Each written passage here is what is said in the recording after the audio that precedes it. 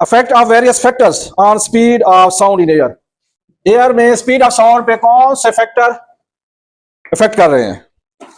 तो बेटा propagation of sound wave in air, आपने नोट किया होगा, ये जो दरिया के करीब के इलाके होते हैं वहां को गन फायर हो तो लाउड साउंड, और ऊपर चले जाओ दमान वाले इलाके में जहां पानी की कमी है, गन फायर हो तो लो साउंड क्यों होती है?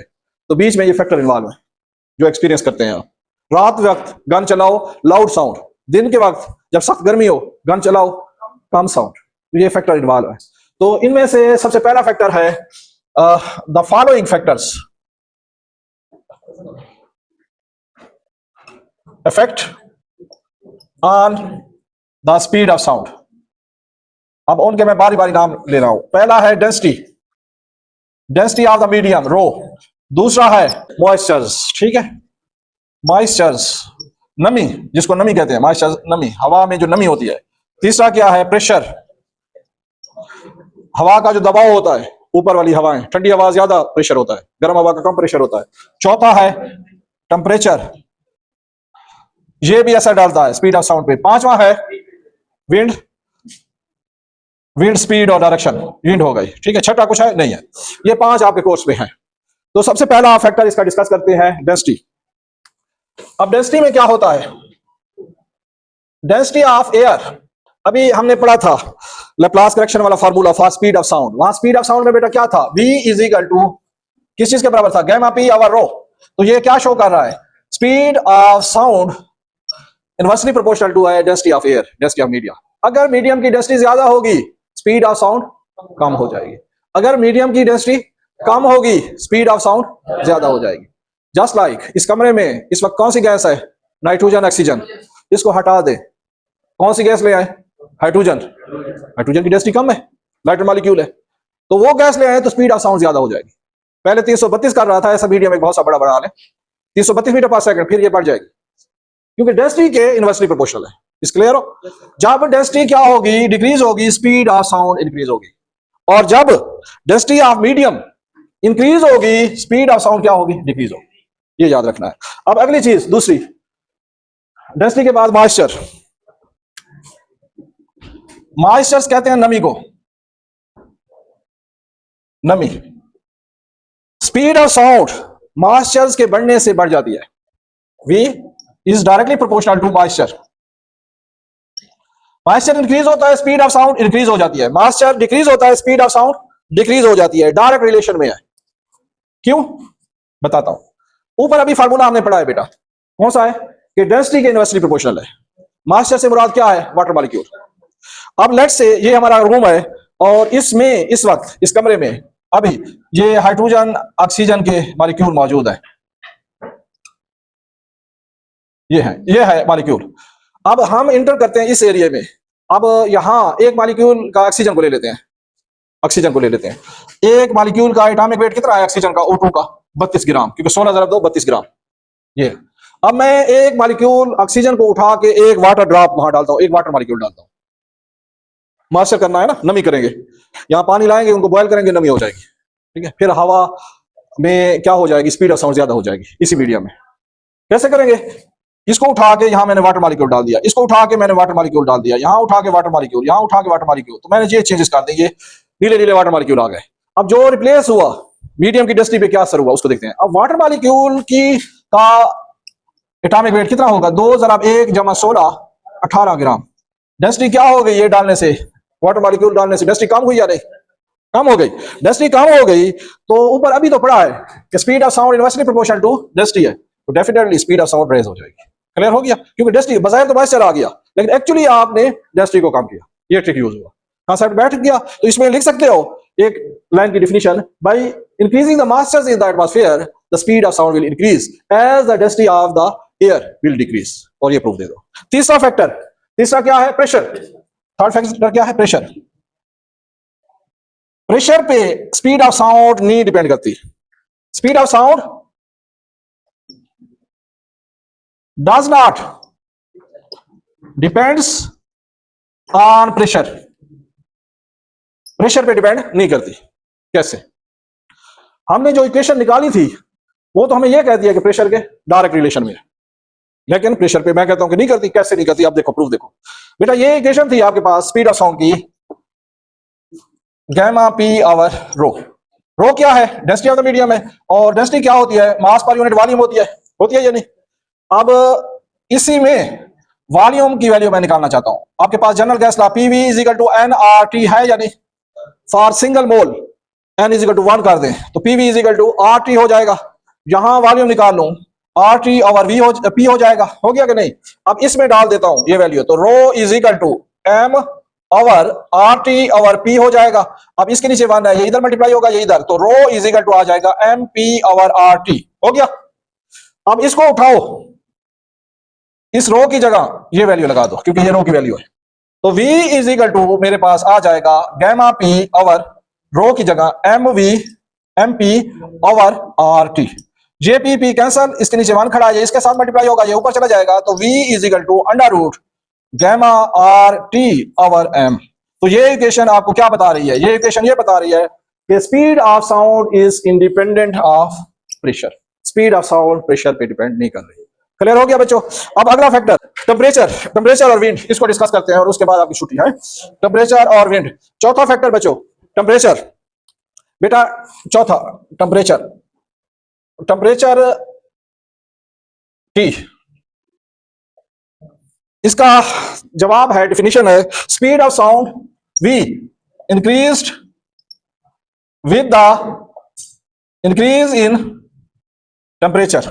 टेम्परेचर के बढ़ने से स्पीड ऑफ साउंड बढ़ती है। कैसे? मैंने कल भी बताया था, v is equal to v not plus 0.6 del t. Per degree rise in temperature 0.6 metre per second speed बढ़ जाती है। ये इसका फार्मूला है, इतना बढ़ती है। अब इसका मैं प्रूव करने जा रहा हूं कि कैसे है प्रूफ। अभी आपने पढ़ा v is equal to gamma R T और m है, ये है ना। अब इसमें ये 3 फैक्टर ये वाले कांस्टेंट है, gamma constant, R constant, m constant, इनको निकाल लें तो v इज इसी इक्वेशन से, फ्रॉम इक्वेशन ए, ये वाली equation, v is proportional to under root T, है कि नहीं?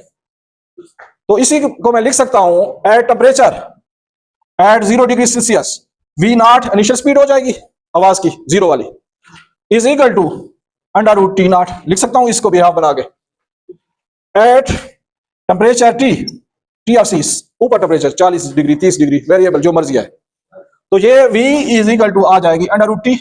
ये इक्वेशन 1 है, ये इक्वेशन 2 है। प्रूव करने जा रहा हूं इसको, तो dividing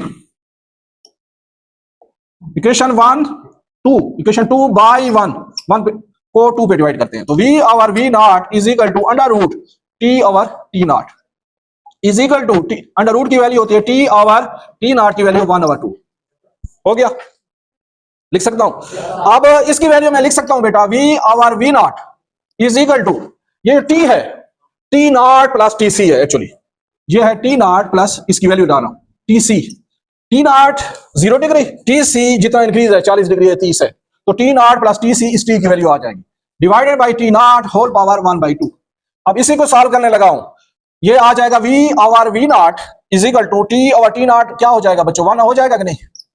t over t not, या एक स्टेप बढ़ा देते हैं ताकि समझ आए, t not over t not, बीच में ये प्लस है, ये इसके साथ tc ओवर t नॉट कर लेता हूं, ये कैंसल, तो ये आ जाएगा v over v naught 1 plus whole power 1/2 खड़ा है, तो ये आ जाएगा tc ओवर t नॉट। हो गया? अब आपके पास अगले स्टेप में v इज इक्वल टू, ये दूसरी तरफ चला जाएगा, v naught into 1 plus tc की वैल्यू छोड़ दो जो भी है, tc की वैल्यू क्या आएगी? डेल टी कर ले, जो चेंज इन टेम्परेचर हुआ है, तो ये आ जाएगा डेल टी ये, और T not initial temperature 0 degree Celsius, kelvin में कितना होता है? 273 केल्विन, तो टी नॉट की वैल्यू मैं डाल लेता हूं, कितना? 273, और 1/2 साथ चल रहा था, ये 1/2 आ जाएगा। अब लगाएंगे बायनॉमियल एक्सपेंशन, जो पीछे लगाई थी वो मिट गया, तो अब ये आ जाएगा अगले स्टेप में, v is equal to v naught into 1 plus del T divided by nx, इसके साथ मल्टीप्लाई हो जाएगा, तो नीचे हो जाएगा 6 4 5 544, ये बायनॉमियल एक्सपेंशन हो गया। ये ऐसे किया ना, इसको मल्टीप्लाई कर लिया, इधर अंदर मल्टीप्लाई कर लिया, तो ये इस स्टेप में 1/2 इंटू डेल टी ओवर 273 हो गया, ये अंदर मल्टीप्लाई हो गया, तो ये आ गया बायनॉमियल एक्सपेंशन के थ्रू, पहली टर्म ले ली, प्लस आगे टर्म जा रही है उनको रहने दो, ठीक है, ये आ गया। अब मैं v नॉट कितनी थी एट 0 डिग्री सेंटीग्रेड पे, कितनी थी? 332 थी एक्सपेरिमेंटल वैल्यू, वो डालता हूं, तो ये अगले स्टेप में बेटा आ जाएगा आपके पास v is equal to v not की value 332 plus del t over 546 ये आ जाएगा, और इसके साथ भी यहां ऊपर 332 आ जाएगा, 332 और साथ डेल टी ये आ जाएगा। अब बच्चों ये आ जाएगा 332 जमा इसको वो तकसीम करोगे इस पे 0.6 डेल टी v, तो v इज इक्वल टू ये v नॉट थी यानी 0.6 डेल टी, ये आपके पास प्रूव हो गया इनिशियल। तो पर डिग्री राइज इन टेम्परेचर क्या होगा, हाँ 0.6 मीटर बढ़ेगी।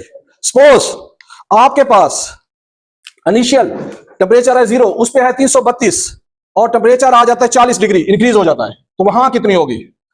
आपको कोई कहता है temperature at 0 Celsius speed of sound कितनी है 332 है, टेम्परेचर एट 40 डिग्री सेल्सियस कितना होगा, स्पीड ऑफ साउंड कितनी होगी? तो उसके लिए ये इक्वेशन मैं सॉल्व करने लगा हूं। तो v हो जाएगी बच्चों 332 जमा 0.6 डेल टी 40 आ जाएगा क्योंकि केल्विन और वो सेम है इंटरवल, तो ये 40 ये कर लोगे, इसके साथ मल्टीप्लाई करोगे, ये 10 ये कैंसल, 6 4 24 332 जमा 24, तो ये कितना हो जाएगा 6 5 356 मीटर पर सेकंड। तो 40 डिग्री सेंटीग्रेड पे 356 मीटर पर सेकंड हो जाएगी, 356 मीटर पर सेकंड होगी। क्लियर हुआ या नहीं? आखिरी इसमें रह गया टॉपिक पांचवा factor wind. Speed of sound will increase in the direction of wind. Direction of wind में क्या होगी? Speed of sound will increase in the direction of wind. Wind की डायरेक्शन में स्पीड ऑफ साउंड क्या होगी? Increase होगी। And decrease in opposite direction. कैसे? थोड़ा सा बस समझ लो बेटा, ये खड़ी है गाड़ी, ये बजा रही है हॉर्न, ये है आप, विंड आ रही है इधर से, विंड की जो स्पीड है w v है, विंड स्पीड वो ऐसे है, और ये जो स्पीड ऑफ साउंड है ये v है in the direction of wind. अब विंड भी वैसे चल रही है और साउंड की बॉडी भी उधर साउंड कर रही है, तो ये एड अप हो जाएंगे, तो ये हो जाएगा विंड की स्पीड और स्पीड ऑफ साउंड इंक्रीज हो जाएगी और आपको लाउड साउंड आएगी। अगर ऐसी सिचुएशन है कि विंड अपोजिट डायरेक्शन में चल रही है, इस डायरेक्शन में विंड, ठीक है, विंड स्पीड क्या है? इस डायरेक्शन में है, और ये गाड़ी साउंड यहां निकाल रही है और आप यहां खड़े हैं। अब जो साउंड वेव आ रही है ये इस डायरेक्शन में आ रही है और विंड ऐसे अपोजिट डायरेक्शन है, दोनों एक दूसरे को कैंसिल करेंगे, तो यहां v डिक्रीज हो गई with the factor of wind speed के फैक्टर से, आपको कम आवाज सुनाई देगी। ये रीजन है। क्लियर हो गया?